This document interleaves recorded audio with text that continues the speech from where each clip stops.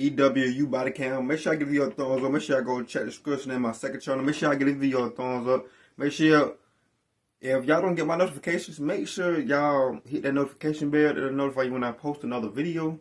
Or resubscribe or unsubscribe back to me. You know what I'm saying? Cause YouTube be tripping on me sometimes. But let's go ahead and get into it, man. Somebody, my cousin sent me this shit. See what you're talking about. He said that he kind of looked like a machete. Guests at the Country Inn and Suites in Bedford, New Hampshire are settling down for a quiet evening indoors when the peace is suddenly shattered. As investigators gather the facts, they're unaware of another utterly harrowing secret hidden inside one of the hotel rooms.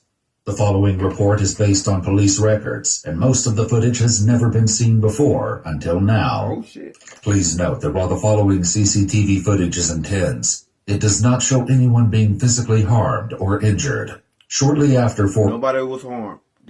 Kids can watch this and learn a lesson. Probably. I hope so. YouTube, this is not endangering nobody. It don't show that at all. 30 on August 21st, 2021. Two men check into the hotel. The one on the left is 28-year-old Nathan Cashman, and the other is 42-year-old Theodore Lucky. While nothing seems amiss at first glance, one of these men harbors murderous thoughts about to be unleashed. And I mean, from the time I seen this guy, I don't know, I just had a bad feeling about him. Creepy. Minutes after this encounter, a witness in room 312 hears hair-raising cries from the hallway on the third floor. Sound like a man screaming. I've been to a hotel like that before. I ain't gonna lie. Inside was nice as shit though. At the top of his voice. I ain't gonna lie to y'all. Help me, and several times, 3 or 4 times. And then I heard somebody, it sounded like footsteps following him, behind him. And then I heard silence, but I heard like banging, like somebody was hitting the walls on the hallway a couple times. Then it was silent. And this is all things that you heard? I heard, yeah. Did you see anything? No, I was not going to open the door. Okay. Although most witnesses stayed inside their rooms to avoid the danger, the hotel security camera captured the unfolding violence. A witness staying in room 218 notices 2 men at the end of the hallway engaged in an camera captured the unfolding violence. A witness staying in room 218 notices 2 men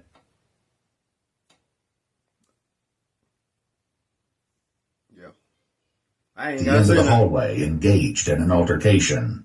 When I got off the elevator, there was 2 men at the end of the hallway, one of which was beating one man with the hose of a fire extinguisher. And when they heard the elevator ding, they turned, and one guy was screaming, "Get the police!"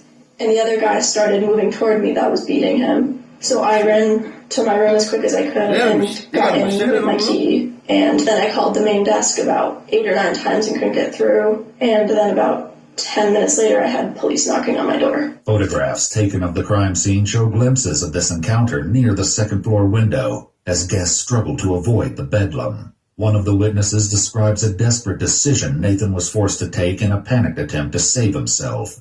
And when I came out, I look up. I said, oh, man, this dude jumped out the window trying to save his life. You know what I'm saying? There's blood all on the window. The frame of the window's on the ground right there. And then that's when the other maintenance guy that's here sitting in his car, I went over and told him, I said, man, did you see that? He said, no, I didn't see nothing. I was down on my phone. I said, man, look, dude just jumped out the window 2 minutes later. At least 2 minutes later.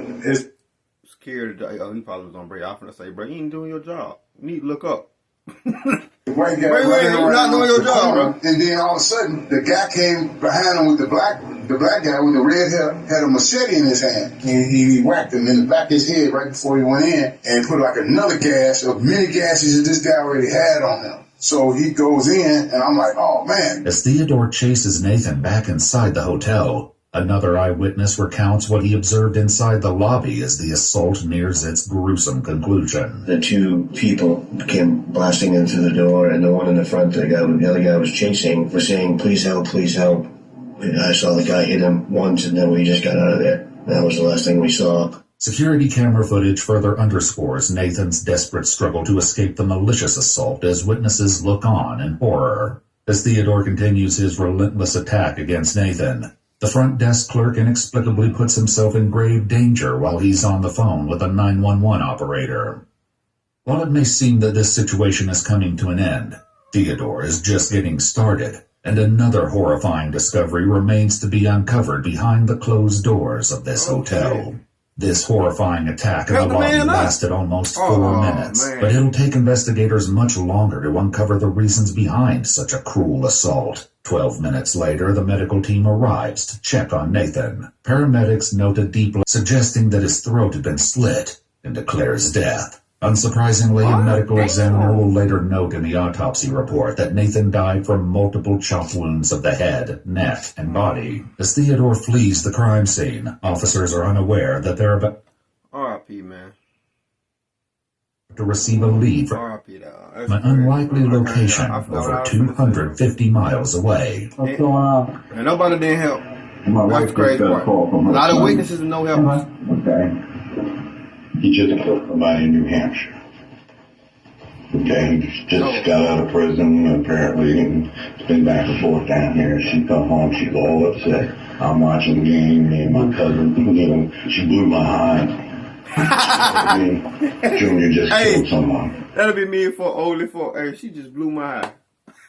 Yeah, that's something to hey, that would have blew my high too, bro. I ain't gonna lie. Your son just killed somebody? Yeah. Where's Junior at? He's in New Hampshire. I talked to him on the phone. Sure was him? I'm positive it was him, okay? And he's telling me, Dad, I understand, and I'm talking to him, telling him what not to do. Hey, I understand what's going on. He'll get killed tonight, okay? Because they're looking for him. More officers from the Asbury Park Police Department in New Jersey arrive on the scene, and Theodore's mother, Vivian Brown, relays vital information. I got a phone call from my son. He was hysterical, he was cussing, and my son don't cuss around me. He was like, Mom, you was f***ing right, you was f***ing right. I'm like, Junior, what? He said, I done killed them. And my heart dropped. I said, what are you talking about? Where are you? Yes. He said that he cut him up with a machete. Why though? Some hotel or somewhere. And I was like, where are you? My main thing is why. That's all I want to know. Why? Why? Where are you? He said, I'm in New Hampshire. I don't know where I'm at. I said, well, whose car are you driving? I don't know. Mom, I'm lost. I don't know. I'm just going to tell you. I just tell you that I love you. I'm saying goodbye to you. I'm going away for the rest of my life. I don't give a damn. He's dead. I'm covered in blood. I don't know. Yeah. As New Jersey officers dispatch this information to the New Hampshire State Police, Vivian shares more about Theodore. He just got out of prison Mother's Day weekend, May the 7th. Have you ever acted out like this before? That's why he was in prison the last time. I swear to God, I never seen this video. My cousin sent me this 3 hours ago. I guarantee that's his level. I guarantee you. I could put 10,000 on it right now. 10,000. According to online reports, Theodore was convicted of Guarantee. Assaulting a 13-year-old minor in 2004, and in 2012 he pled guilty to 2 counts of kidnapping and served a portion of his sentence in the Northern New Hampshire Correctional Facility, where he met Nathan. You know anyone by a Nate or a Nathan? He just got out of prison too. Okay. Evidently they were lovers in prison. Shocked by what their son has just admitted to doing, Vivian has reached her Y'all owe me 10,000. Swear to God, I never seen this video. No. limit with Theodore. No. I'm not. Honey, as long as he's alive, I didn't look at it. Okay. When he took that boy's life, I should have took his one along with it. That's the way I feel about it. You don't go around here killing nobody. I don't care what they do to you. Not Dexter Morgan. You don't take nobody's life. I understand that. You don't do that. I just don't want him to die of being stupid. He took someone's life. I don't want to hear that. He should have took his life right along with it. If he wanted to take somebody's life, he should have took it. Theodore's parents and the officers don't know yet that this is only a part of the crime he committed that day. Soon a call comes in that changes the entire dynamic of the situation inside the apartment. Hello? He turns himself in. He's getting ready to walk in. Junior? Yes, Mom. Why, baby? Why? I love you, Mom. I love you too. Where you at? What police station you at? What police station is this? Should you turn yourself in? I took somebody's life, Mom. I did. As Theodore speaks with his parents, one of the officers makes an alarming observation. I don't think he's in custody yet. Judge, whose phone are you on? My phone. You are in handcuffs? Yo, I'm at the police station. A fireman just walked out. Thankfully, Theodore is taken into custody without further incident. As detectives escort him into an interrogation room and read him his Miranda rights, they will soon confront him about yet another bone-chilling discovery made at the hotel. Okay. What? How long have you guys been dating? Over 3 years. With my boyfriend. Okay. What?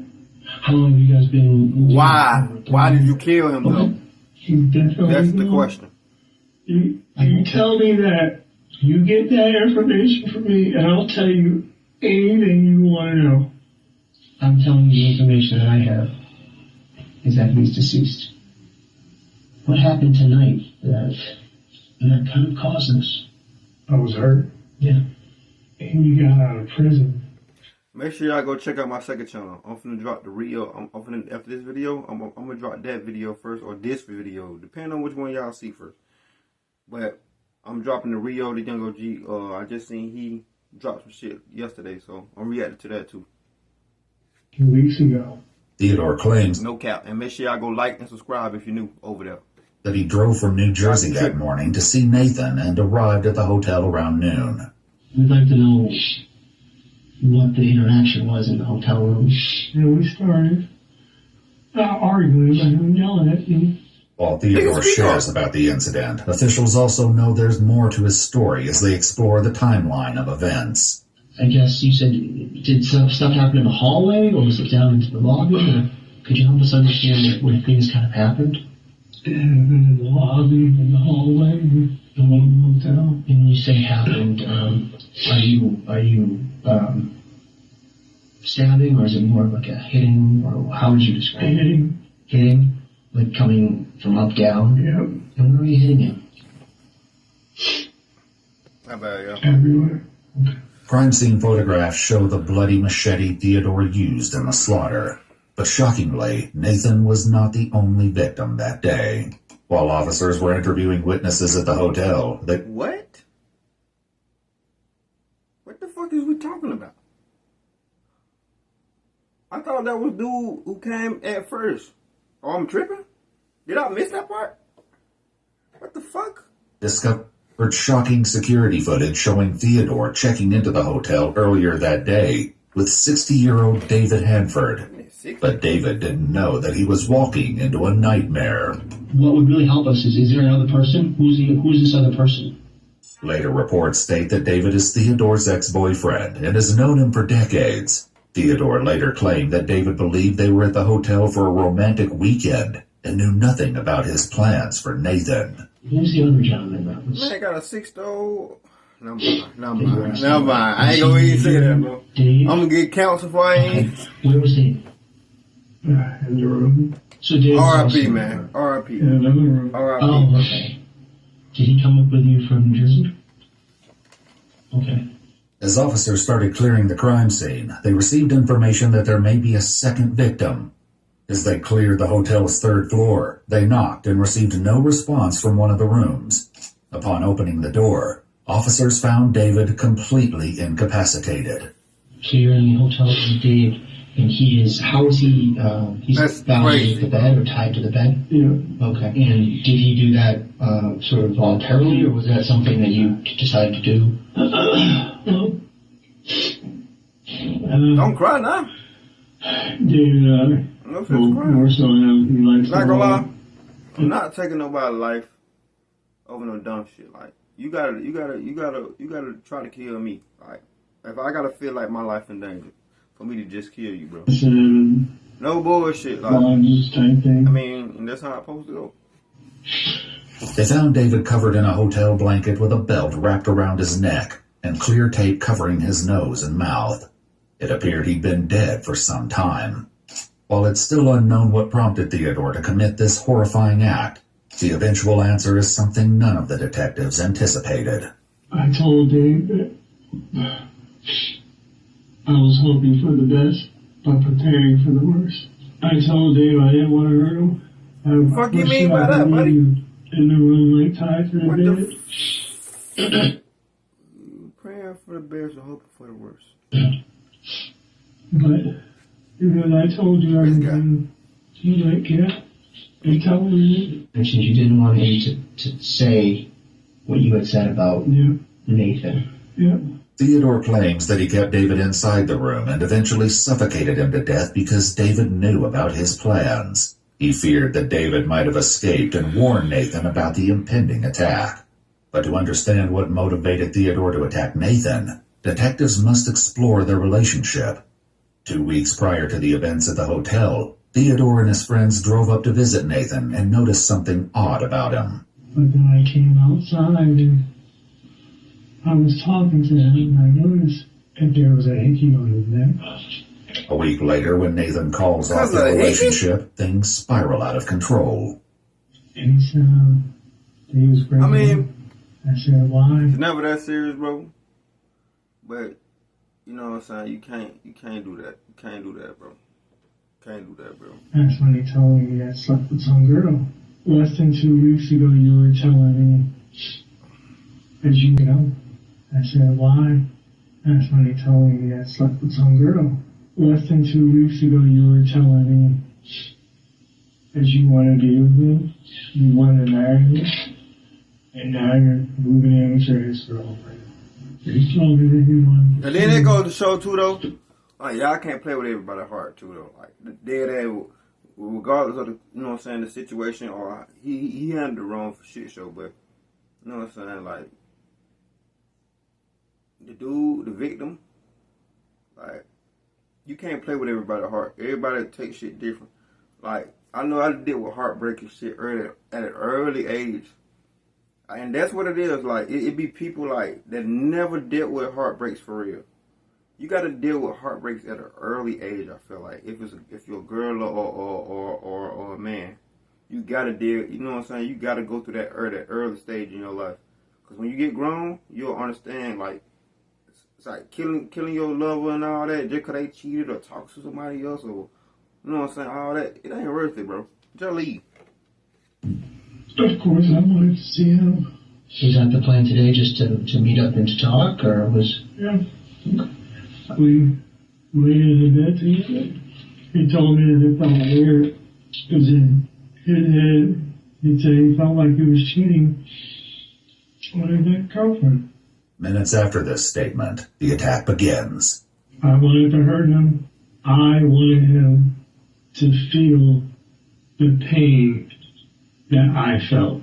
Theodore's rage and feelings of betrayal led to the murders of Nathan and David. On November 7th, 2022, Theodore pled guilty to 2 counts of murder in the first degree. He received 2 life sentences without the possibility of parole. He's currently incarcerated at the New Hampshire State Prison. Well, I know he ain't said that he did. Crazy video. I gotta start by reacting, bro. I ain't gonna lie to you. I ain't gonna lie to y'all. This is the second video I had to react to. I looked up, you know what I'm saying, how the last video went. It didn't go too well, but I got a green dollar sign on it. So y'all will be seeing more reactions of this. Don't look for a Mr. Ballin video today. I know it's Mr. Ballin Saturday. I gotta do more videos. Probably gonna do Mr. Ballin on Monday. Y'all know Monday is my off day, so I'm gonna do Mr. Ballin on